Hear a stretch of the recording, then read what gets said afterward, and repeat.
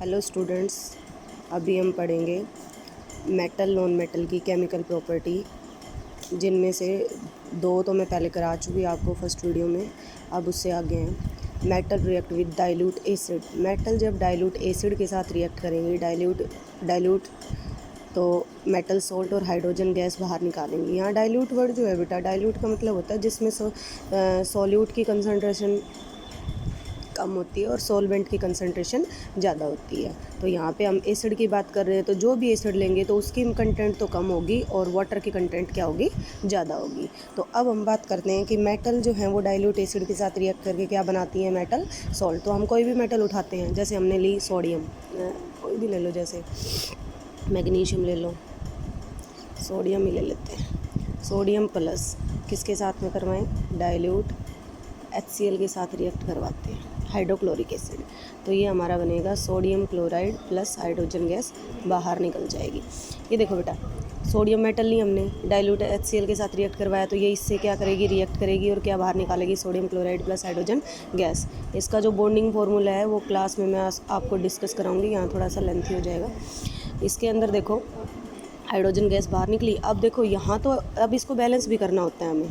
Balancing 7th में भी आप पढ़ चुके हैं, जब इक्वेशन बैलेंस करते हैं। और अभी यहाँ दोबारा फिर देखिए क्या कि H2 जो है, यहाँ पे 2 हाइड्रोजन एटम है, लेकिन यहाँ तो 1 है। इसके लिए क्या करेंगे, यहाँ पे 2 से मल्टीप्लाई किया हमने। यहाँ 2 से मल्टीप्लाई करने के बाद क्लोरीन के कितने एटम बन गए बेटा, 2। तो 2 बनी, तो यहाँ पे हम क्या लगाएंगे, यहाँ 2, ये भी 2। अब सोडियम 2 हो गया, सोडियम पे भी यहाँ क्या लगा देंगे, 2।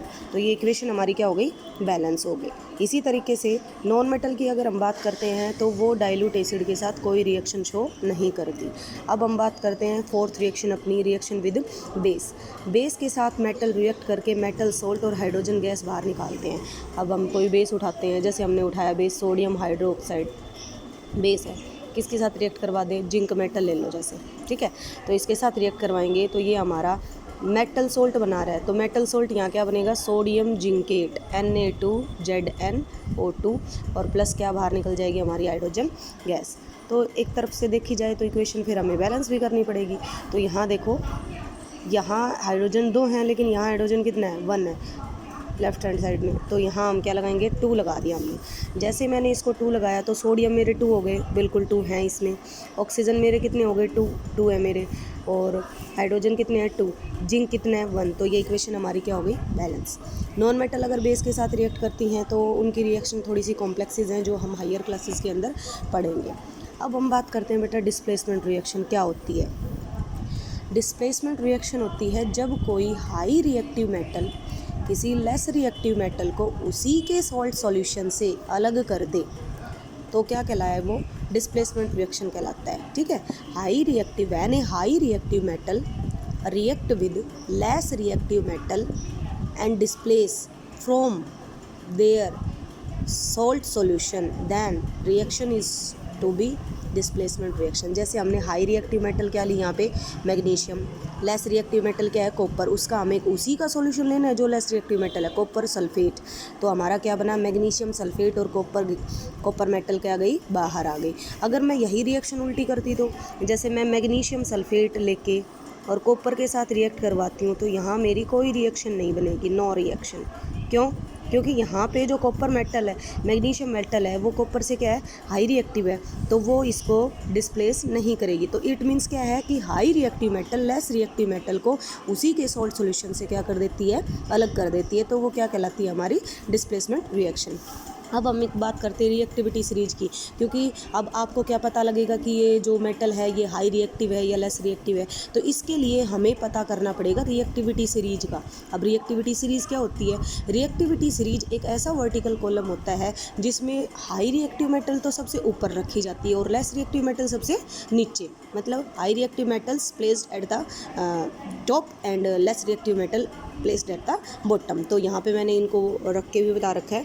जैसे सबसे हाई रिएक्टिव मेटल यहाँ पे हमारी है पोटेशियम, वैसे इससे ऊपर बेटा लिथियम होती है, ठीक है।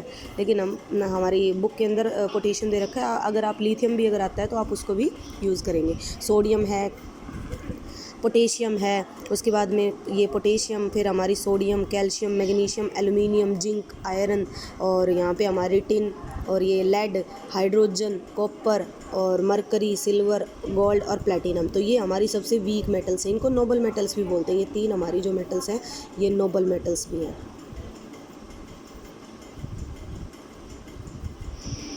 ठीक है। अच्छा, अब जैसे यहाँ हम बात करते हैं हाइड्रोजन, जो कि ये तो एक मेटल भी नहीं है, ये तो एक नॉन मेटल है। तो ये इसको हमने यहाँ पे क्यों रखा रिएक्टिविटी सीरीज़ में? क्योंकि बेटा ये जो है ये पॉजिटिव आयंस बनाती है। ठीक है, हाइड्रोजन आपने देखा होगा H+ आयन बनाता है, क्योंकि हाइड्रोजन का एटॉमिक नंबर कितना होता है? इसका एटॉमिक नंबर होता है 1। तो इसका जब इलेक्ट्रॉनिक कॉन्फ़िगरेशन बनाएंगे अपन, तो क्या बनेगी वो अपनी K, L, M और N सेल लेके चलते हैं अपन। तो इसके अंदर कितना है 1। तो इसको ऑक्टेट कंप्लीट करने के लिए वो आपको बताया था 2, 8, 8 और 18 होता है। तो यहाँ इसका ऑक्टेट कंप्लीट करने के लिए इसको एक चाहिए, तो एक ये क्या करेगी 1 के साथ शेयरिंग करती है, तो ये 1 क्या कर लेती है पॉजिटिव लूज़ कर देती है, H+ आयंस बनाती है। ठीक है, इसके बाद हम बात करते हैं कि मेटल और नॉन मेटल के यूज़ क्या है। तो बेटा ये जो रिएक्टिविटी सीरीज़ है इसको पहले आप याद कर लेना, आपकी बुक के अंदर मैंने पेजेस भी पहले सेंड कर दिए हैं। और अब मैं बात करती हूँ यूज़। मेटल्स की वाइडली यूज़ है बेटा, कंस्ट्रक्शन साइट्स होती हैं आपकी, जैसे अपन ब्रिज वगैरह बनाते हैं तो उसके अंदर भी लोहे का यूज़ होता है। तो लोहा क्या है, आयरन क्या है, एक मेटल है। कुकिंग यूटेंसिल्स, बर्तनों में भी, जैसे हमारे कॉपर के, सिल्वर के, एल्युमिनियम के बर्तन हम यूज़ करते हैं। ठीक है, और इसी तरीके से ज्वेलरी बनाने में हम गोल्ड का यूज़ करते हैं, प्लैटिनम का यूज़ करते हैं और सिल्वर का यूज़ करते हैं। डेकोरेटिंग स्वीट्स के लिए सिल्वर का भी यूज़ होता है, सिल्वर वर्क यूज़ करते हैं ना अपन डेकोरेटिंग स्वीट्स के लिए।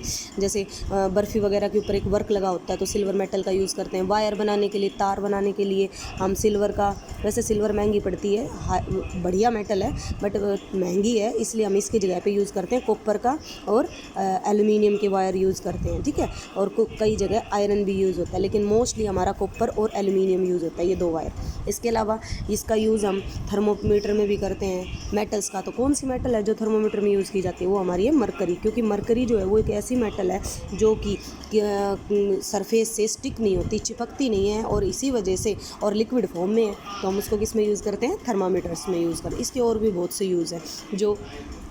अब हम बात करते हैं नॉन मेटल। नॉन मेटल को किसके लिए यूज़ किया जाता है? नॉन मेटल एक तो बेटा बर्निंग के लिए, बर्निंग मतलब जलाने के लिए ज़रूरी। तो यहाँ पे जलाने के लिए आपने देखी होगी ऑक्सीजन गैस, बिना ऑक्सीजन के कोई भी चीज़ जल नहीं सकती।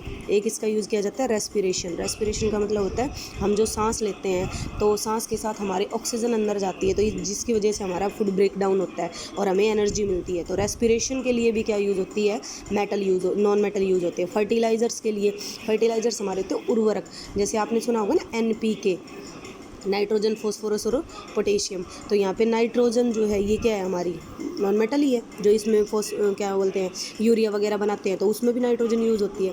ऐसे ही एंटीसेप्टिक होते हैं, जैसे कहीं लग जाती है हमें, ठीक है, तो हम एंटीसेप्टिक के घोल से उसको साफ़ करते हैं। ठीक है, जैसे इसमें यह यूज़ होती है हमारी आयोडीन मेटल। ठीक है, टिनेचर फॉर्म में हम सॉल्यूशन बना के इसका यूज़ करते हैं। वाटर प्योरीफिकेशन के अंदर पानी को साफ़ करने में हम क्लोरीन का यूज़ करते हैं। ठीक है ना, chlorine metal, chlorine non metal है यहाँ पे।